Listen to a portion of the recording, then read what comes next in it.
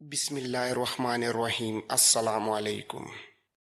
طارق بن زیاد اور طریف بن مالک دونوں اسپین میں اپنی فتوحات کا سلسلہ جاری رکھے ہوئے تھے۔ جن شہروں کو وہ فتح کرتے وہاں اپنا ایک والی مقرر کرتے چلے جاتے تاکہ فتح شدہ علاقوں میں انتظامی استحکام قائم رہے اور لشکر کی کامیابیاں مستقل اور مضبوط بنیادوں پر قائم ہوں۔ لیکن ان کے ساتھ مسلمانوں کی تعداد اتنی نہیں تھی کہ وہ ہر شہر میں باقاعدہ مسلمانوں کو آباد کر کے اپنی حیثیت مضبوط کر سکیں۔ اس لیے موسیٰ بن نصیر نے نئے انداز میں اپنے کام کی ابتدا کرنے کا فیصلہ کیا۔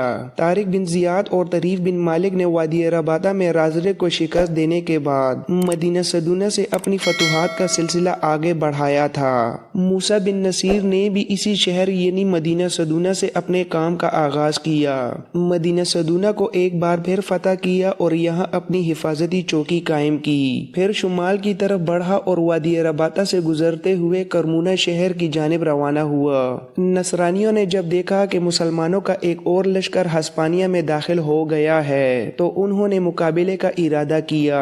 اگرچہ طارق بن زیاد اور طریف بن مالک پہلے اس شہر کو فتح کر چکے تھے، لیکن ان کے جانے کے بعد شہر والوں نے فیصلہ کیا تھا کہ وہ مسلمانوں کی اطاعت نہیں کریں گے۔ شہر کے تمام دروازے بند کر دیے گئے اور موسیٰ بن نصیر سے مقابلہ کرنے کا منصوبہ بنایا، لیکن موسیٰ بن نصیر اپنے لشکر کے ساتھ طوفان کی طرح شہر پر چڑھ آیا اور چند دن میں اسے فتح کر کے یہاں بھی ایک حفاظتی چوکی قائم کر دی تاکہ شہر کے لوگ اس کی غیر موجودگی میں مسلمانوں سے بغاوت نہ کریں۔ یوں ہر شہر کو فتح کرنے کے بعد موسیٰ بن نصیر وہاں اپنے انتظامات اور قبضہ مضبوطی سے قائم کرتا رہا۔ کرمونہ کو فتح کرنے کے بعد موسیٰ بن نصیر اشبیلیہ کی طرف بڑھا۔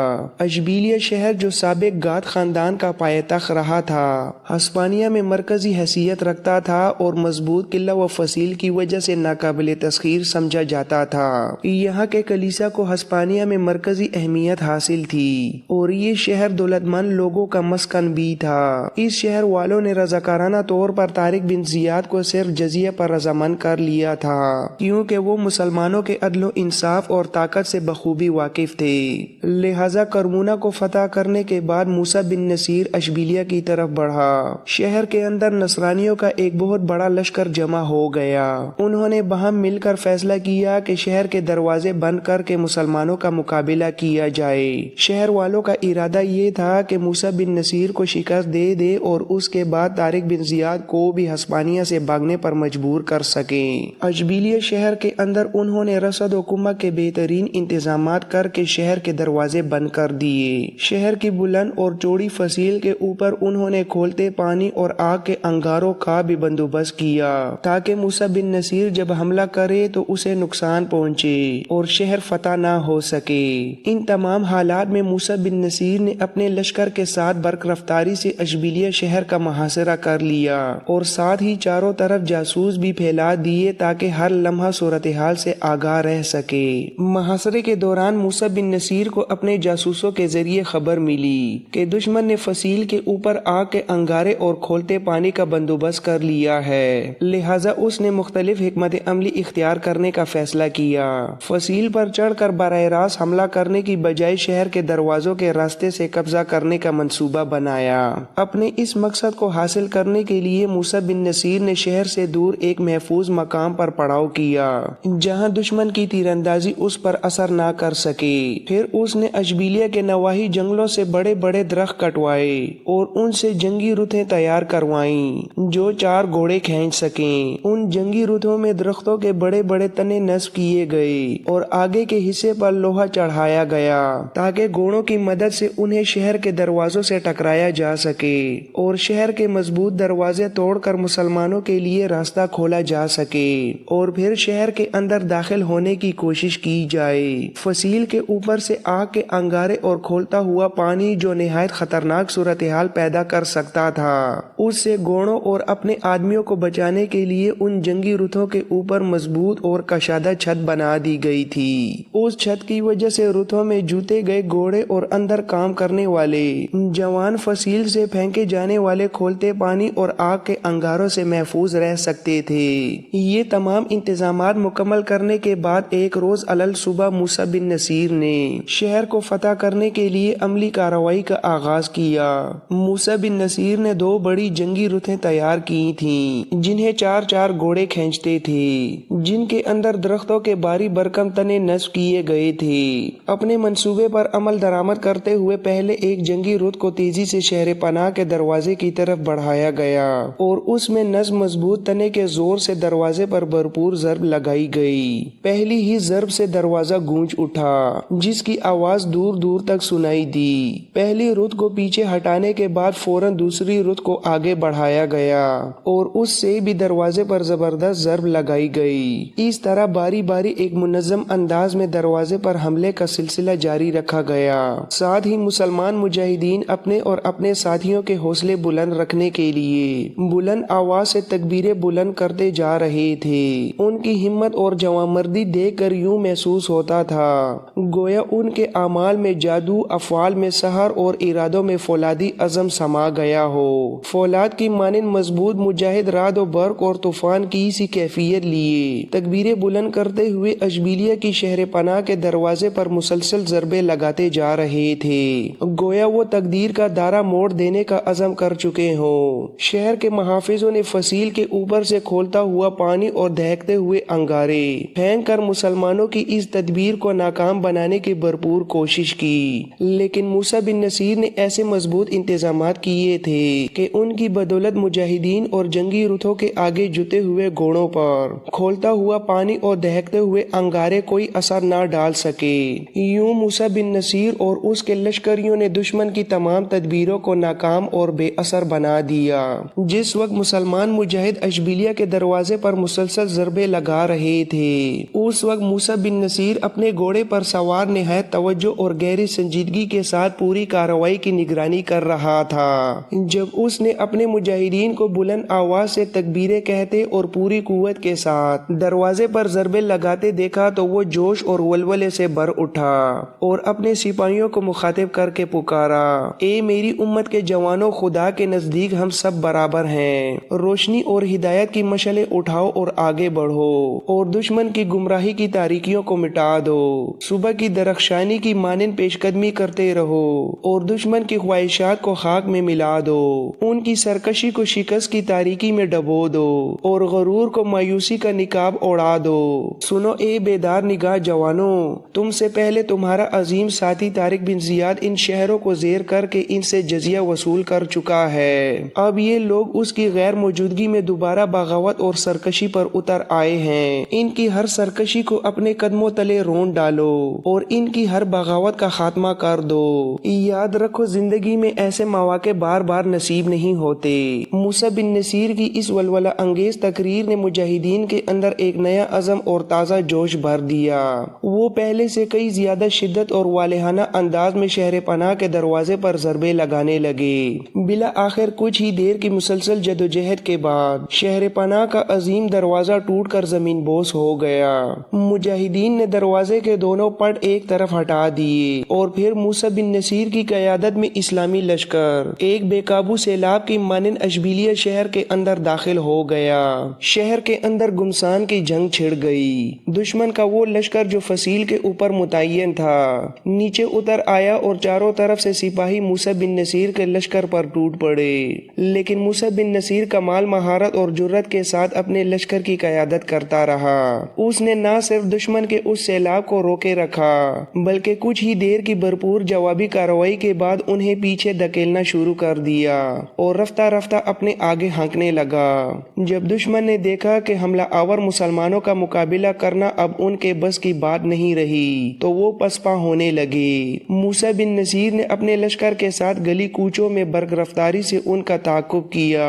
نتیجتاً شہر کے محافظ لشکر کی اکثریت تہہ تیغ کر دی گئی اور جو باقی بچے انہوں نے ہتھیار ڈال کر اطاعت قبول کر لی۔ چند روز تک موسیٰ بن نصیر اپنے لشکر کے ساتھ اشبیلیہ میں مقیم رہا۔ اس دوران اس نے نہ صرف شہر کے نظم و نسق کو درست کیا بلکہ وہاں ایک فوجی چھاؤنی بھی قائم کی جس میں اپنے لشکر کا ایک حصہ متعین کر دیا تاکہ آئندہ کسی بغاوت کا اندیشہ نہ رہے۔ اس کے بعد وہ اشبیلیہ سے روانہ ہوا اور جبل شاداد اور وادی مورینا سے گزرتا ہوا شمال کی طرف ہسپانیہ کے دوسرے اہم شہر ماردہ کی جانب بڑھا۔ ماردہ میں موسیٰ بن نصیر کو سخت مزاحمت کا سامنا کرنا پڑا۔ اس کی ایک وجہ یہ تھی کہ اشبیلیہ سے فرار ہونے والے شکست خوردہ سپاہی وہاں پہنچ چکے تھے اور دوسری وجہ یہ تھی کہ اشبیلیہ کے محاصرے کے دوران نصرانیوں کی مزاحمت نے دوسرے شہروں کے لوگوں کے حوصلے بھی بڑھا دیے تھے۔ انہوں نے گمان کیا کہ اگر وہ متحد ہو جائیں تو ہر شہر میں موسیٰ بن نصیر اور طارق بن زیاد کے سامنے دفاع کی ایک مضبوط دیوار کھڑی کی جا سکتی ہے۔ چنانچہ مختلف شہروں سے مسلح لشکری اور رضاکار ماردہ میں جمع ہو گئے تاکہ متحد ہو کر موسیٰ بن نصیر کے لشکر کا مقابلہ کر سکیں۔ موسیٰ بن نصیر ماردہ کو بھی اشبیلیہ ہی کی طرح فتح کرنا چاہتا تھا۔ اس کا ارادہ تھا کہ جنگی رتھوں کی مدد سے شہر پناہ پر مسلسل ضربے لگا کر دروازوں کو توڑا جائے اور پھر لشکر کے ساتھ اندر داخل ہوا جائے، لیکن دشمن کو غالباً اس طریقے جنگ کی خبر ہو چکی تھی جو اشبیلیہ میں اختیار کیا گیا تھا۔ چنانچہ ماردہ کے باشندوں نے شہر پناہ کے ہر دروازے کے سامنے دور دور تک گہری اور چوڑی خندقیں کھود ڈالیں تاکہ مسلمان اپنے جنگی رتھ حرکت میں لا کر دروازوں پر ضرب نہ لگا سکیں۔ یہ صورتحال دیکھ کر موسیٰ بن نصیر نے اپنی حکمت عملی تبدیل کی اور دروازوں کی بجائے شہر کی فصیل پر مختلف مقامات سے جنگی رتھوں کے ذریعے ضربیں لگوا کر اس میں شگاف پیدا کرنے اور انہی رخنوں سے اندر داخل ہونے کا منصوبہ بنایا۔ اشبیلیہ کی طرح ماردہ بھی نہایت مضبوط اور مستحکم شہر تھا۔ اس کی فصیل بڑے بڑے اور مضبوط پتھروں سے تعمیر کی گئی تھی اور چوڑائی میں بھی غیر معمولی تھی۔ جب موسیٰ کے حکم پر جنگی رتھوں کی مدد سے فصیل پر ضربیں لگائی جانے لگیں تو جہاں کہیں شگاف پیدا ہوتا اہل شہر فوراً بڑی مستعدی اور جرأت سے اس کی مرمت کر دیتے۔ وہ ان رخنوں اور برجوں کی سختی سے حفاظت کرتے اور پوری قوت سے مقابلہ کرتے تاکہ مسلمان ان راستوں سے شہر میں داخل نہ ہو سکیں۔ ان رخنوں اور برجوں پر کئی مسلمان مجاہد جام شہادت نوش کر گئے۔ چنانچہ بعد میں ان برجوں کو برج شہداء کہا جانے لگا۔ بہرحال موسیٰ بن نصیر نے فصیل کو گرانے کی کوشش جاری رکھی تاکہ کسی نہ کسی طرح شہر میں داخل ہونے کا راستہ بنایا جا سکے۔ اسے ایک اور دشواری کا بھی سامنا تھا۔ وہ اپنے لشکر کا ایک حصہ مدینہ صدونہ اور اشبیلیہ میں متعین کر آیا تھا تاکہ اس کی غیر موجودگی میں وہاں کے لوگ بغاوت نہ کر سکیں۔ اس وجہ سے اب اس کے پاس فوج کی تعداد پہلے کی نسبت کم رہ گئی تھی اور اسے متعدد مشکلات کا سامنا کرنا پڑ رہا تھا، لیکن اسی دوران اس کی خوش قسمتی سے اس کا بڑا بیٹا عبدالعزیز بن موسیٰ افریقہ سے 7,000 سواروں اور 5,000 تیر اندازوں کی کمک لے کر آن پہنچا۔ اس تازہ دم فوج کے پہنچنے سے موسیٰ بن نصیر کی عسکری قوت میں نمایاں اضافہ ہو گیا اور لشکر کے حوصلے بھی بلند ہو گئے۔ اپنی عسکری قوت مضبوط ہو جانے کے بعد موسیٰ بن نصیر کے حوصلے مزید بلند ہو گئے۔ اس نے نئے جوش اور ولولے کے ساتھ ماردہ پر بھرپور حملے شروع کر دیے۔ مسلسل ضربوں کے نتیجے میں جگہ جگہ سے شہر کی فصیل ٹوٹنے لگی اور بالآخر وہ تکبیریں بلند کرتا ہوا اپنے لشکر کے ساتھ شہر کے اندر داخل ہو گیا۔ کچھ دیر تک شہر کے اندر گھمسان کی جنگ جاری رہی اور پھر دشمن شکست کھا کر پسپا ہو گیا۔ بہت سے نصرانی جان بچا کر دوسرے شہروں کی طرف بھاگ نکلے اور جو مقابلے پر ڈٹے رہے وہ مسلمانوں کے ہاتھوں مارے گئے۔ اس طرح اشبیلیہ کے بعد ماردہ بھی موسیٰ بن نصیر کے قبضے میں آ گیا۔ شہر کی فتح کے بعد جب موسیٰ بن نصیر اپنے لشکر کے ساتھ شہر میں قیام پذیر تھا تو ایک روز اس کا بیٹا عبدالعزیز بن موسیٰ اس کے پاس حاضر ہوا اور عرض کیا، اے میرے والد، چند نو مسلم سپاہی آپ سے ملاقات کے خواہشمند ہیں۔ انہوں نے طارق بن زیاد اور طریف بن مالک سے متاثر ہو کر اسلام قبول کیا تھا۔ یہ دونوں کے لشکروں کے ساتھ جہاد میں بھی شریک رہے ہیں۔ چند روز کے لیے اپنے گھروں کو گئے ہوئے تھے اور اب دوبارہ شمال کی طرف روانہ ہو رہے تھے تاکہ طارق بن زیاد اور طریف بن مالک کے لشکر میں شامل ہو سکیں، لیکن جب انہیں معلوم ہوا کہ آپ بھی ہسپانیہ میں داخل ہو چکے ہیں تو انہوں نے ارادہ کیا کہ اب آپ کے لشکر میں رہ کر جہاد میں حصہ لیں، اسی لیے وہ آپ سے ملنا چاہتے ہیں۔ موسیٰ بن نصیر نے فرمایا، انہیں میرے پاس لاؤ، میں ان سے ملاقات کرنا پسند کروں گا۔ عبدالعزیز یہ حکم سن کر باہر گیا اور کچھ ہی دیر بعد چند نوجوانوں کو ساتھ لے کر واپس آیا۔ موسیٰ بن نصیر اپنی جگہ سے اٹھا، ان سے گرمجوشی سے مصافحہ کیا اور انہیں اپنے سامنے بٹھا لیا، پھر مخاطب ہو کر کہنے لگا، مجھے یہ جان کر خوشی ہوئی کہ تم لوگ اسپین کے رہنے والے ہو اور اسلام قبول کر چکے ہو۔ یہ جان کر میری خوشی اور بھی بڑھ گئی کہ تم لوگ اس سے پہلے طارق بن زیاد اور طریف بن مالک کے ساتھ بھی جہاد میں حصہ لے چکے ہو۔ میں تم سے ایک سوال کرنا چاہتا ہوں، تم نے طارق بن زیاد کو کیسا پایا؟ تمہارے تجربے کے مطابق اس کی شخصیت بحیثیت سپہ سالار، حاکم، منتظم اور فاتح کے کیسے رہی؟ میں یہ سوال تم سے اس لیے کر رہا ہوں کہ تم نو مسلم ہو اور طارق کے لشکر میں حصہ لیتے رہے ہو۔ موسیٰ بن نصیر کے اس سوال پر نو مسلم مجاہدوں نے ایک لمحے کے لیے ایک دوسرے کی طرف دیکھا، پھر ان میں سے ایک نے جواب دیا، اے امیر، طارق کی ہسپانیہ کی سرزمین میں آمد سے پہلے ہم متعدد جنگوں میں حصہ لیتے رہے ہیں، لیکن ہم نے ابھی تک کسی کو طارق جیسا سپہ سالار نہیں پایا۔ ہم سمجھتے ہیں کہ وہ دنیا کے بہترین سپہ سالاروں میں سے ایک ہیں۔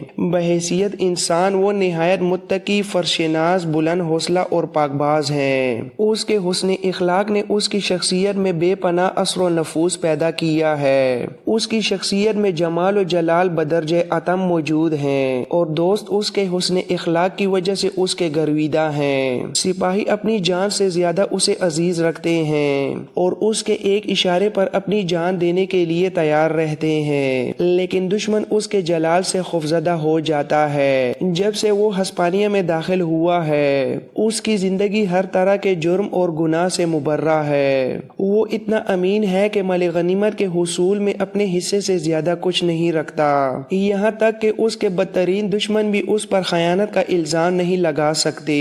اس کے علاوہ وہ عادل و فیاض ہے، جس کی وجہ سے وہ اپنے سپاہیوں میں بے حد محبوب اور ہر دل عزیز ہے۔ بطور سپہ سالار طارق جنگی منصوبہ بندی میں ماہر ہے اور ہسپانیہ کی سرزمین میں اپنے منصوبوں کے ذریعے دشمن کو حیران و ششدر کر دیا ہے۔ میدان جنگ میں اس کا اور طریف بن مالک کے لڑنے کا طریقہ بھی بے مثال اور منفرد ہے۔ وہ دونوں یعنی طارق بن زیاد اور طریف بن مالک میدان جنگ میں مسلسل نئی چالیں بدل بدل کر لڑنے اور ہر قدم پر مہارت کے ساتھ حکمت عملی اختیار کرنے میں قابل دید ہیں۔ وہ حملوں میں تیزی اور شدت کے قائل ہیں، دونوں جنگوں میں مختلف طریقوں سے لڑتے ہیں اور دشمن کے اندازوں اور منصوبوں کو خاک میں ملا دیتے ہیں۔ اس کے علاوہ شب خون کے حملوں میں بھی ان کا کوئی ثانی نہیں۔ وہ ہر وقت مستعد رہتے ہیں اور موقع کی تلاش میں لگے رہتے ہیں، کسی موقع کو ہاتھ سے جانے نہیں دیتے۔